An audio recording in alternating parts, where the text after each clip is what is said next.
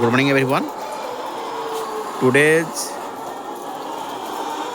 discussion about a poultry farm, how to proper management. There are some management rules, some points discussion about.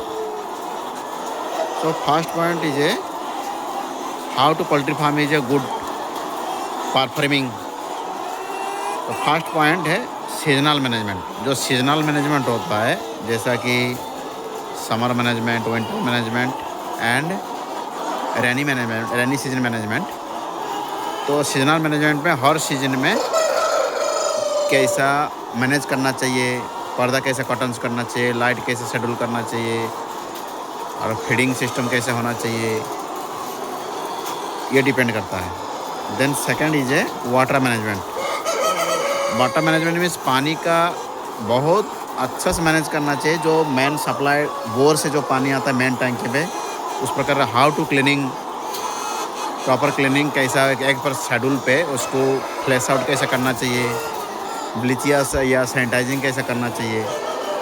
और जो set टैंकी है, जो पानी supply main टैंकी से सेट टैंकी जो आता है, सेट टैंक की तरफ पानी जो आता है वो सेट टैंकी को किस प्रकार सैनिटाइजिंग प्रॉपर वे पे करना चाहिए। एंड शेड की तरफ जो पाइपलाइन है और शेड पाइपलाइन को किस प्रकार फ्लैश आउट करके प्रॉपर वे पे एक शेड्यूल पे उसको क्लीनिंग करना चाहिए।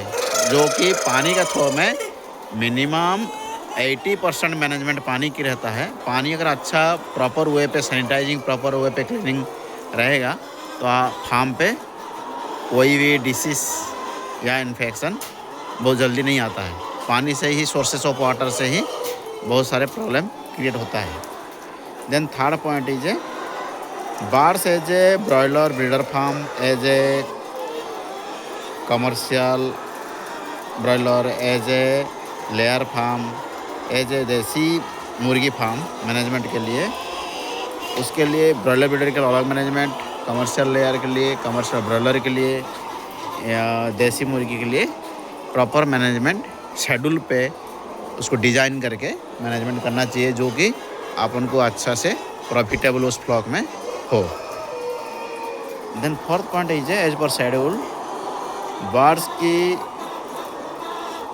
जो स्टेज होता है, एक चिक स्टेज होता है, ग्रोइंग स्टेज, एक लेइंग स्टेज होता है। फॉर ऑल स्टेज के लिए प्रॉपर मैनेजमेंट बहुत ज़रूरी है। Then fifth point is a vaccination programme. As per schedule, as per proper schedule of vaccination as a poultry farm, proper vaccination way पे करना चाहिए। जो रूट है वो रूट से करना चाहिए, कोल्ड चेन मेंटेन करना चाहिए। जो लाइव वैक्सीन हो या किल्ड वैक्सीन हो, उस वैक्सीन को प्रॉपर वे पे स्टोरेज करके प्रॉपर वे पे रूट पे वैक्सीनेशन करना चाहिए। और प्रॉपर डोज को भी बहुत डिपेंड करता है, प्रॉपर डोज भी होना चाहिए। Then six point is a feed management. तो as per birds stages, group of birds, as per weeks, as a recommended doses, recommended grammage of feed, वो फीडिंग सिस्टम को प्रॉपर वे पे करना चाहिए। Then medication programme, medication programme as a supportive, as a antibiotic, as a mycoplasma programme, proper vaccination, proper medication programme को systematic ढंग से करना चाहिए, जो कि अपन को वेस्टेज ना हो। Then eighth point is a biosecurity management. Biosecurity को प्रॉपर वे पे मैनेज करना चाहिए। Biosecurity is a main important parts of a poultry farm, चाहे वो कमर्शियल फार्म हो, चाहे वो ब्रीडर फार्म हो, चाहे वो लेयर फार्म हो, चाहे किसी भी टाइप के देसी फार्म हो, उसको बायोसिक्योरिटी को बहुत हाइजीनिक वे पे मैनेजमेंट करना चाहिए, जो कि आप फार्म में आपके दूसरे डिसीज ना आए। Then light management, light management जो है पोल्ट्री में as per group wise, as a poultry grade, चाहे देसी फार्म हो, चाहे कमर्शियल लेयर हो, चाहे कमर्शियल ब्रॉयलर ब्रीडर हो, चाहे ब्रॉयलर ब्रीडर हो, चाहे कमर्शियल ब्रॉयलर फार्म हो, तो उनमें as per as recommended light schedule को फॉलो अप करना चाहिए।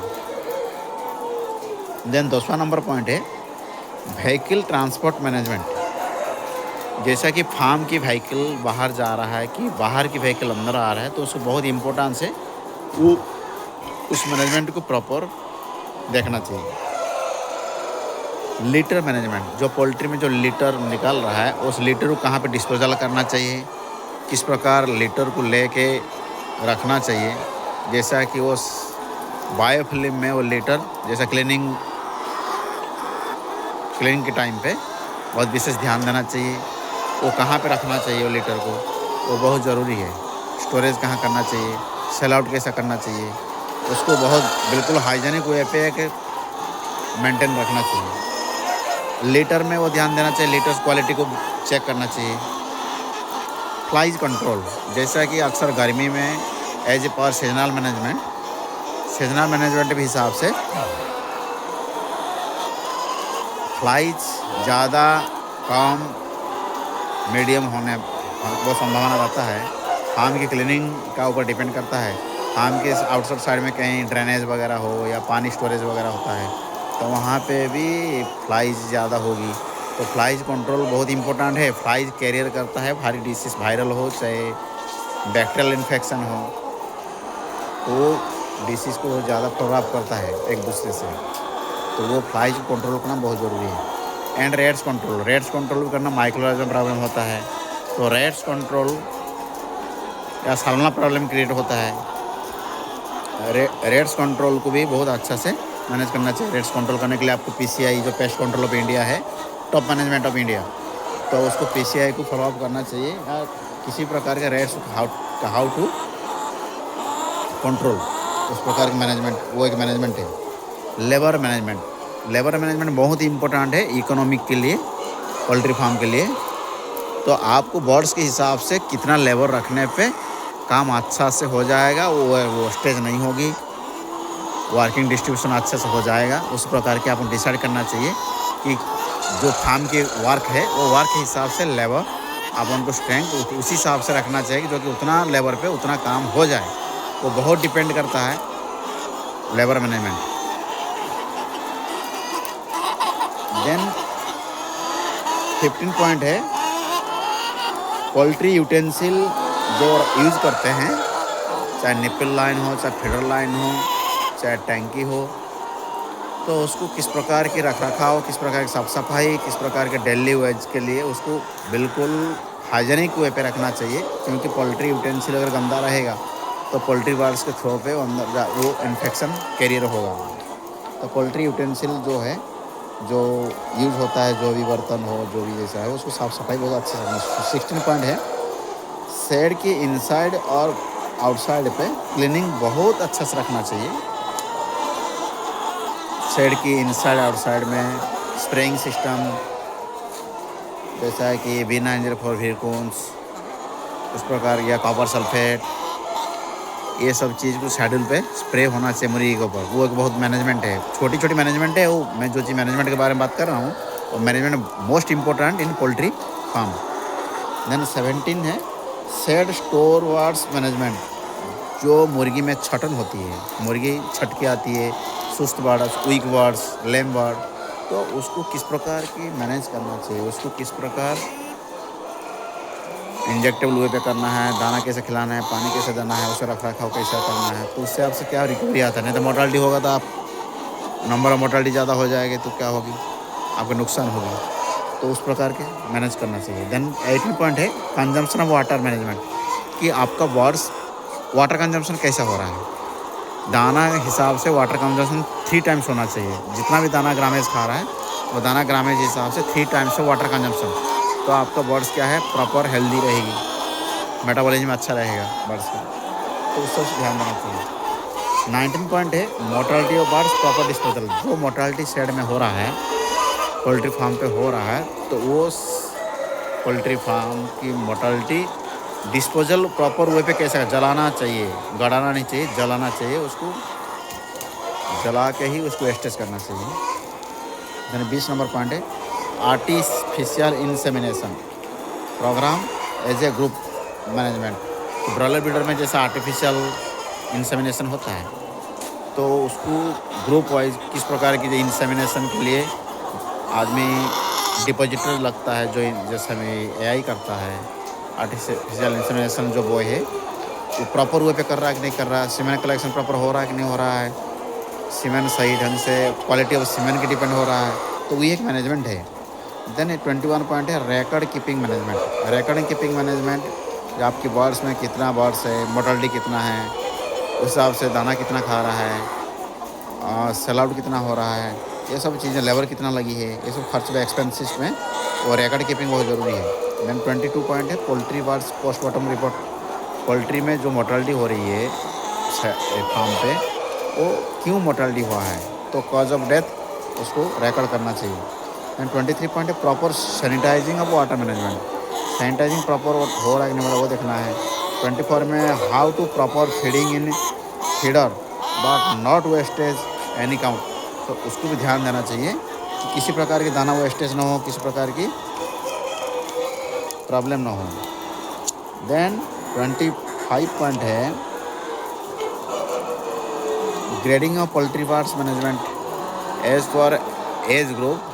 हैंड ग्रेडिंग भी होता है, वेट ग्रेडिंग भी होता है, तो ग्रेडिंग करके हमेशा उसको मैनेज करना चाहिए। वीकली उसको मॉनिटरिंग करना चाहिए, body weight, how to growth कैसा हो रहा है, गेन वेट गेन सही आ रहा है कि नहीं आ रहा है, उस हिसाब से उसको मॉनिटरिंग करना चाहिए। 26 पॉइंट है curtains operation management as per seasonal management. Curtains operation कैसा करना चाहिए, आपको ठंड लग रहा है तो आप पर्दा गिराना पड़ेगा, गर्मी है तो पर्दा उठाना पड़ेगा, टेम्परेचर मेंटेन नहीं हो रहा है, पर्दा गिराना, कौन सा पर्दा किस टाइम पे किस हिसाब से पर्दा गिराना है और उसको ऑपरेट करना है, वो ये एक मैनेजमेंट है। 27 है daily working report on schedule before 1 day. Farm पे जो भी प्रोग्राम करना है 1 डे पहले, एक दिन पहले वो डिसाइड करके मीटिंग करके लेबर हो जो स्टाफ है उसे क्लियरफाई करके चाहिए ये काम करना है, उसके शेड्यूल पे काम करना चाहिए। 28 पॉइंट है weekly programme, daily programme, monthly programme, bi monthly programme, ये सब चीज़ शेड्यूल पे लेना चाहिए। जो भी प्रोग्राम वीकली होना है वीकली करना है, जो डेली होना है डेली होना है, जो मंथली होना है मंथली होना है, जो बाई मंथली होना है बाई मंथली होना है। देन 29 पॉइंट है एआई यूटेंसिल। जो ब्रॉयलर ब्रीडर में एआई यूटेंसिल जो यूज़ होता है, जैसे फनल है, टिप्स है, उसको किस प्रकार की साफ़ सफाई करना चाहिए, उसको बहुत इम्पोर्टेंट है, अच्छा साफ़ सफाई करना चाहिए।